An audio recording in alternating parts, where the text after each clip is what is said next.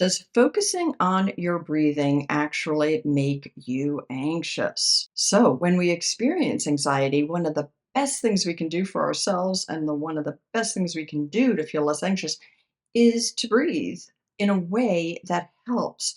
But so many people that I've worked with, so many will say to me, "Oh, no, no, no. When I try to focus on my breathing, it makes me more anxious." So, this is a real dilemma, and I want to address this issue. If you are one of those people who, when you begin to focus on your breathing, it makes you feel more anxious, listen in.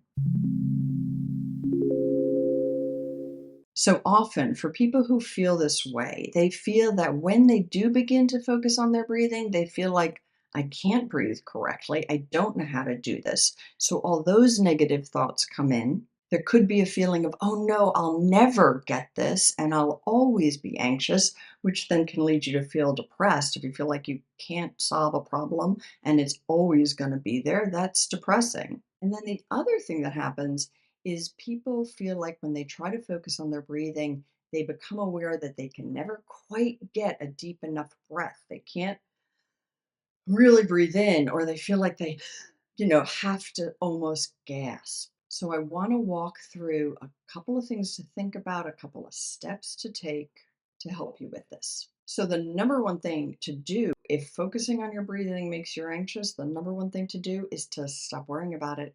It's okay. Your body knows how to breathe. Your body will breathe. Your body will breathe without you doing anything. It might breathe in a way that makes you feel anxious or whatever, but that's been happening a long time. It's okay. So I know it's very counterintuitive, kind of makes no sense, but lowering your urgency with which you are focused on the breathing, first thing to do. Then the second step would be to do some grounding exercises. Okay, focusing on your breathing makes you super anxious. Do grounding exercises instead. Grounding exercises are going to bring you kind of back into the moment, back into your body, but without a focus on the breath. Grounding exercises are things like feeling your feet on the floor, looking around the room, find three blue objects, listen for sounds. I do have a whole video on grounding exercises. So that's the number two suggestion. So then, my third recommendation, once you have kind of lowered your physiological response with the grounding exercise or a walk in nature or something that's helping you, then try the breathing exercises again, but this time with the thought that you do not have to do these correctly. Truly, you don't have to do them correctly. And it is much easier to learn different breathing techniques when you're not really over anxious. So, practicing some of the techniques when you're in kind of an average state. Your average state might even be a little bit anxious, but not when you're super anxious. And so, learning them and practicing them in a middle ground and knowing you don't have to do them perfectly. I'm just going to throw in here, I had a client who had panic attacks and he felt like he never, ever, ever got the breathing exercises. And he would tell me every week that he was, whatever it was that used to cause a panic attack for him, waiting in line was one of those things. He was waiting in line. He thought about the breathing technique. He started to try to do it. He couldn't do it right. He was aware he couldn't do it right, but then he didn't have his panic attack. So it still helped shifting his focus to his breathing, even though it wasn't done right, still helped. So just sharing that with you because you don't have to do them right. Number four is that feeling that you can't take a full breath. And I know that feeling and I know it's uncomfortable.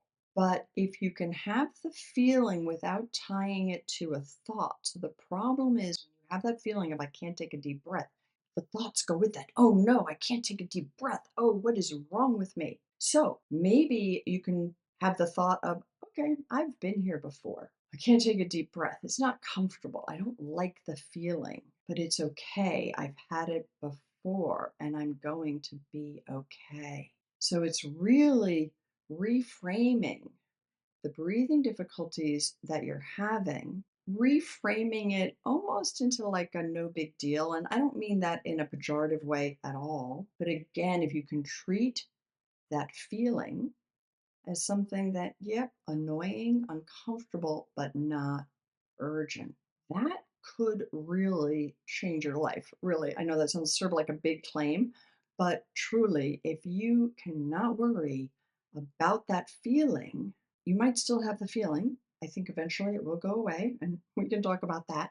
But overall, that would be really helpful. So there might be other thoughts that go with it when you have that feeling of I can't take a deep enough breath. It could be like, am I going to die? Or is this going to happen? Or, well, what's wrong with me? It's never going to change. Instead, it just is like, well, I've had this before many times. I've been fine. It's okay. I'm having it now. So, what I'm really saying about that feeling that you can't take a full breath is to accept that you're having an uncomfortable feeling. Just accept it. I know it's hard.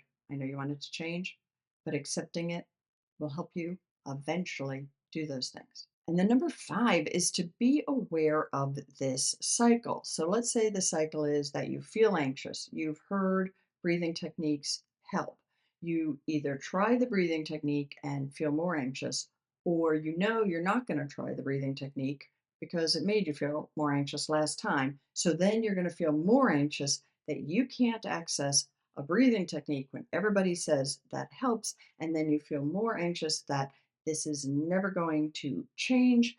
And as you are getting all of these thoughts are going in this sort of spiraling upward direction, making you more and more anxious. The breathing becomes harder and harder. And you probably, at some point in this, might have that feeling that you can't breathe deeply enough. So be aware of the cycle and then figure out where do you change it. And I think on this video, I'm primarily saying to change it through those reframes of, okay, all right, well, I don't do it right. Okay, well, my body doesn't know how to breathe, and my body is going to breathe naturally. It just will. Now, obviously, some people who have this problem had a childhood history of asthma or something where it was tied to a medical condition. There might be a little bit of kind of trauma work or desensitization around some of those memories.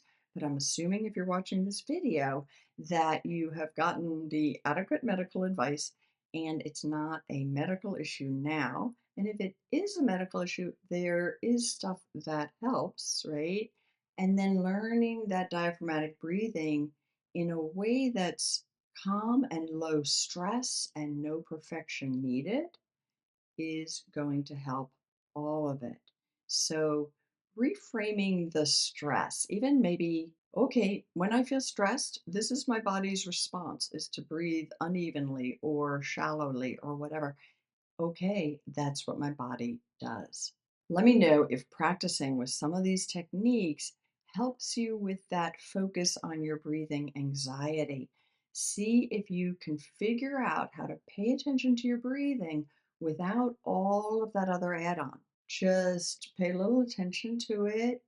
See, practice with slowing, practice some of the videos on this, practice some of the exercises without a layer about whether you're doing it right, whether you'll ever get it right.